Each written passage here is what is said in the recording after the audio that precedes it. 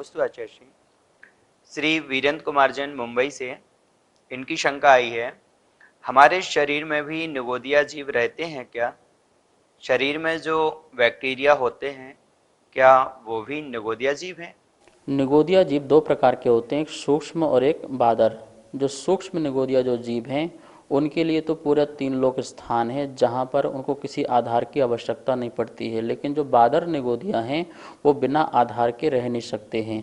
जैसे वनस्पति के आधार से भी निगोदिया जीव रहते हैं, और जो पंचेंद्रिय आदि या 2 इंद्रिय, 3 इंद्रिय, 4 इंद्रिय, 5 इंद्रिय औदारिक शरीर वाले जो जीव हैं उनके मांस, लहू आदि के आश्रय से भी निगोदिया जीव पाए जाते हैं। तो हमारे शरीर में भी बहुत निगोदिया जीव पाए जाते हैं। शास्त्र में लिखा है कि जब किसी परमात्मा को केवल ज्ञान प्राप्त होता है, अर्थात वो केवल ज्ञान प्राप्त करने के पहले और जो तीर्थंकर आदि हैं उनका जो शरीर है परम औदारिक हो जाता है।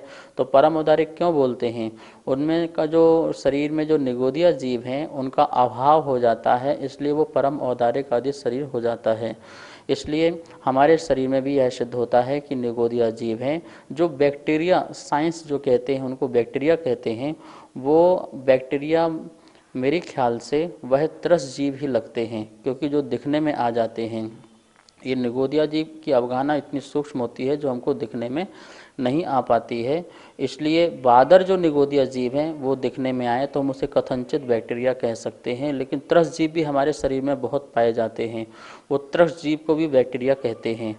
और हमारे यहाँ पर जो निगोदिया जीव है आप उसको बैक्टीरिया भी कह दो तो कहीं कोई दिक्कत वाली बात नहीं है। जो एक श्वास में 8-10 बार जन्म मरण करते हैं वो निगोदिया जीव हैं, और उनकी उत्कृष्ट जो स्थिति है वो अंतर्मुहूर्त की भी आयु की होती है। ऐसे निगोदिया जीव भी हमारे शरीर में पाए जाते हैं। नमोस्तु आचार्य श्री। श्री निर्मल जैन भीलवाड़ा से, इनकी शंका आई है, लब्धि और उपयोग यह दोनों भावेंद्रियां हैं, जबकि उपयोग इंद्रिय का फल है, तो वह भाव इंद्रिय कैसे हो सकता है? लब्धि और उपयोग, लब्धि शक्ति है, उपयोग उस शक्ति का व्यापार है। तो यह जो है व्यवस्था, ये भाव इंद्रिय की व्यवस्था, जब कर्म का क्षयोपशम होता है, वीर्यांतर कर्म का क्षयोपशम होता है, तो वहाँ पर लब्धि और उपयोग प्रकट होता है। तो लब्धि जानने की शक्ति का प्रकट होना, और जिस समय जिस शक्ति से हम जान रहे हैं वो हमारा उपयोग कहलाता है। तो ये आत्मा की अपनी ही शक्ति हैं दोनों, ठीक है ना, और उपयोग भी। और आपने कहा इंद्रिय जो है, उपयोग जो है इंद्रिय का फल है। कौन सी इंद्रिय का फल है? यह द्रव इंद्रिय का फल तो नहीं है। और जब द्रव इंद्रिय का फल नहीं है तो वह क्या है? आत्मा की एक शक्ति है उपयोग, वो द्रव इंद्रिय का फल नहीं है। द्रव इंद्रिय मात्र निमित्त होता है जिसके कारण इस उपयोग की अभिव्यक्ति हमको दिखाई देती है, ठीक है ना। तो द्रव्य शक्ति से हम देखते हैं लब्धि को, और उसके व्यापार को उपयोग हम समझते हैं। तो हम ये भाव इंद्रिय जो हैं इसलिए हम उसको इंद्रियां कहते हैं। क्यों? क्योंकि कर्म के 6 उपशम से यह हमारे लिए प्रकट हुई हैं, इसलिए हम उसको भाव इंद्रियां कहते हैं। श्रीमती सुनीता जैन, गुना मध्य प्रदेश से, इनकी शंका है, जो जीव अनादि काल से अनंत काल तक नित्य निगोद में ही रहते हैं उनका कौन सा परावर्तन होता है? आगम में बताया है कि 5 प्रकार के परावर्तन होते हैं, द्रव्य, क्षेत्र, काल, भव और भाव। इस प्रकार से 5 प्रकार का परावर्तन पाया जाता है। इसे परिवर्तन भी कहते हैं और परावर्तन भी कहते हैं। देखिए, कोई एक ऐसा जीव है जो अनादि काल से निगोदिया में है और आगे भी मान लो अनंत काल तक वह निगोद में रहता है, तो उसका द्रव्य, क्षेत्र, काल, भाव इस प्रकार से 5 प्रकार का परिवर्तन कैसे होगा? तो यह शास्त्रों में आगम में इसे बताया है कि द्रव्य, क्षेत्र, काल, भाव आदि में जितना समय लगता है उतने समय तक वो वहाँ पे निगोदिया में रहता है ना, तो उसका वही पंच परावर्तन है। क्योंकि हमें तो पंच परावर्तन में करना क्या है? समय अवधि तो निकालनी है। द्रव्य में कितना समय लगा, क्षेत्र में कितना समय लगा, काल में कितना समय लगा, भाव में, भव में कितना समय लगा। तो उसमें हम ये बताते जीव यहाँ जाके जन्म लिया, वहाँ जन्म लिया, लेकिन उस पूरे पंच परावर्तन में कितना टाइम लगा वो एक्यूरेट देखा जाए तो वो टाइम भी, समय भी कहाँ पर आ गया? निगोदिया काल में भी आ गया। वो इतने काल तक उतने वहाँ पर रहता है।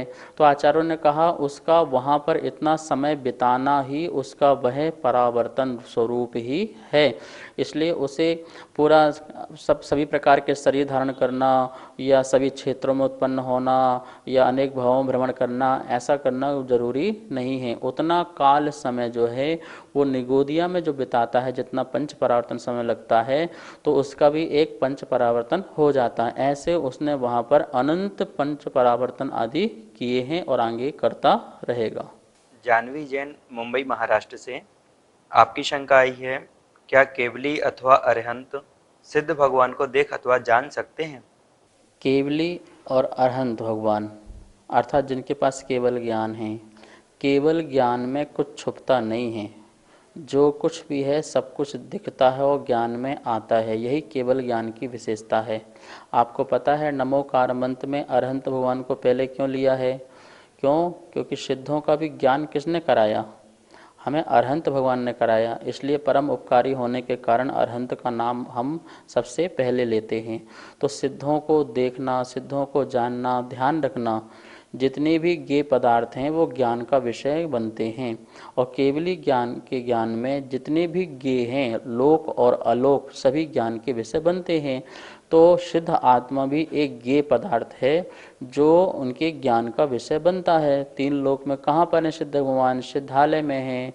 और वो अमूर्तिक पदार्थ हैं, तो अमूर्तिक जीव हैं, वो भी उनको दिखाई देता है। जैसे आकाश अमूर्तिक है, काल द्रव अमूर्तिक है, धर्म अधर्म द्रव अमूर्तिक है, ऐसे ही शुद्ध जीव आत्मा जो अमूर्तिक है, और उस अमूर्तिक आत्मा को भी केवली भगवान देखते हैं। अर्थात चाहे अरहंत हो और चाहे केवली भगवान हो, सभी अपने ज्ञान से लोकालोक के समस्त पदार्थों को जानते हैं। तो उसमें जो सिद्ध भगवान हैं उनको भी वह नियम से देखते हैं और जानते हैं। मतलब उनके ज्ञान में सिद्ध भगवान का स्वरूप, उनकी अवस्थाएं, उनकी पर्यायें, सब कुछ युगपद एक साथ दिखती हैं और जानने में भी आती हैं।